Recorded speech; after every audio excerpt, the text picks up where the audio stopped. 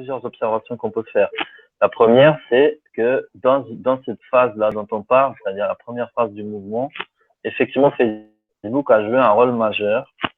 Pour une raison, il me semble très simple, hein, c'est que cet outil correspond sociologiquement au groupe qui constitue les Gilets jaunes. C'est-à-dire que, en fait, on sait depuis longtemps en sociologie que les outils numériques ne sont pas utilisés, on ne se l'approprie pas de la même façon selon qu'on est CSP+, crâne populaire, classe populaire, femmes, hommes, jeunes, vieux, etc. Il se trouve que Facebook est en fait aujourd'hui les réseaux sociaux numériques dont les utilisateurs constituent le groupe le plus représentatif de la population française. Donc, vous avez tout en fait dedans. Ça va du CSP+, aux classes populaires, des personnes au chômage, au RSA, etc. Bon. Et aussi avec une représentativité géographique, parce que c'est des outils qui ont un taux de pénétration très fort. Enfin, Facebook est un outil qui a un taux de pénétration très fort, y compris dans les campagnes, dans les petites villes, etc.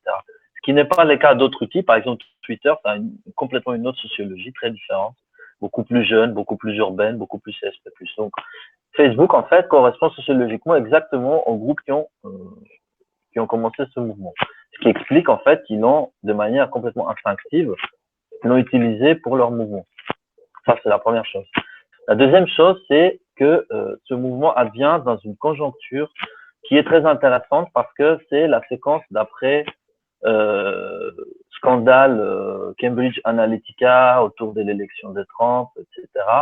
Donc, c'est un moment où Facebook change de stratégie par rapport à la manière dont il traite l'information de presse, on va dire, et sa fonction de canal de diffusion de l'information de presse.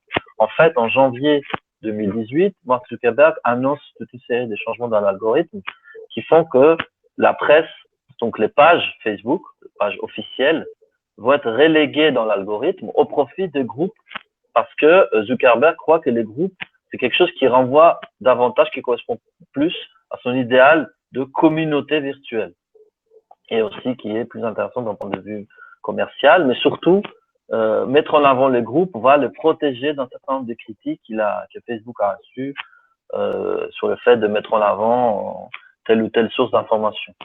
Et donc, il va faire une série d'annonces. Ces annonces vont dire, voilà, on va privilégier les groupes, on va privilégier un certain nombre de réactions sur Facebook qui sont des réactions Zuckerberg les qualifie de meaningful interactions, c'est-à-dire des interactions qui ont du sens, comme par exemple les commentaires et les partages qui, en quelque sorte, exposent davantage un utilisateur quand il le fait qu'un simple like qui aujourd'hui est devenu courant. Donc, le like joueront un rôle moindre dans l'algorithme pour mettre en avant des contenus que le partage et les commentaires. Et dernière chose que Zuckerberg annonce, ça en janvier 2018, un an, enfin plusieurs mois avant le mouvement des Gilets jaunes, il annonce aussi un bonus dans l'algorithme pour les vidéos live qu'il considère être une source de discussion plus authentique. Voilà. Donc en fait, on retrouve là, par un concours de circonstances, par un hasard, on va dire, tous les éléments qui par la suite seront centraux dans les modes de communication des Gilets jaunes.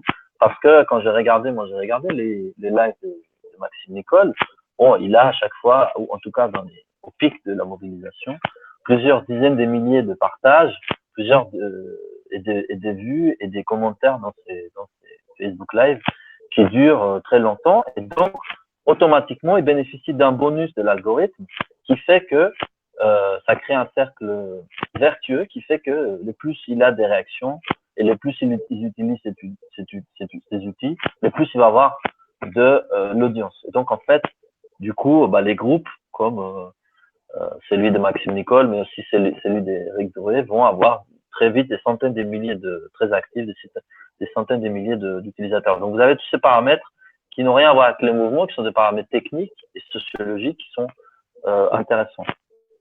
La troisième remarque, c'est que là, on est face à une contradiction du mouvement. C'est-à-dire que le mouvement, au départ, se présente comme un mouvement sans leader et sans représentant.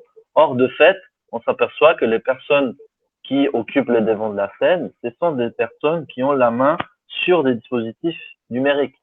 En l'occurrence, sur des pages Facebook. En fait, ce sont des administrateurs. Les 3 personnes les plus connues dans le mouvement, Eric Drouet, Priscilla Lezowski et Maxime Nicole, sont en fait des administrateurs de pages Facebook. Donc, on voit cette dualité qui est assez intéressante. Alors, si vous permettez, il y a un 4e remarque qui me paraît très intéressant, c'est que très vite, cet argument technologique va devenir en fait une entrée pour la critique et la décrédibilisation du mouvement. C'est-à-dire que cet argument technologique, c'est à cause de Facebook que les Gilets jaunes connaissent ce succès-là, va devenir en fait rapidement un moyen de discréditer le mouvement pour ces critiques. Et je prends l'exemple de Maxime Nicole, puisqu'il fait partie de vos invités, Maxime Nicole a fait l'objet d'une analyse de la part d'un think tank qui s'appelle Jean Jaurès, qui est proche du Parti socialiste, et dont l'objectif était de démontrer en fait que les Gilets jaunes sont un mouvement d'extrême droite. Comment ils sont arrivés à cet objectif?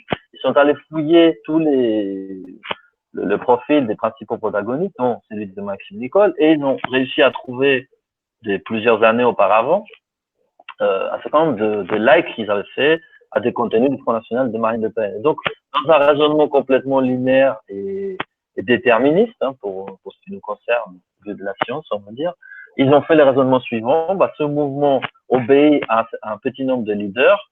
Ces leaders, par le passé, ont liké de contenu du Front National. Donc, ce sont des agents du Front National. Donc, par conséquent, ce mouvement est un mouvement d'extrême droite. Ce qui est évidemment complètement faux, qui est complètement qui laisse à désirer d'un point de vue du raisonnement, on va dire.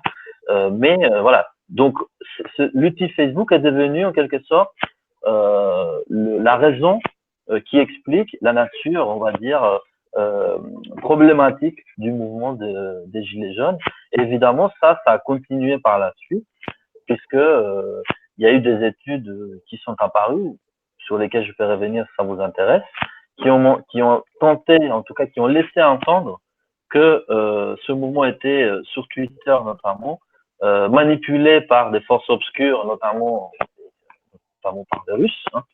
Et ces raisonnements qui étaient complètement faux, puisque nous, on a pu constater qu'ils étaient faux en analysant des 2 millions de tweets sur le mouvement des Gilets jaunes, ont été y compris repris par Emmanuel Macron comme un argument pour discréditer le mouvement.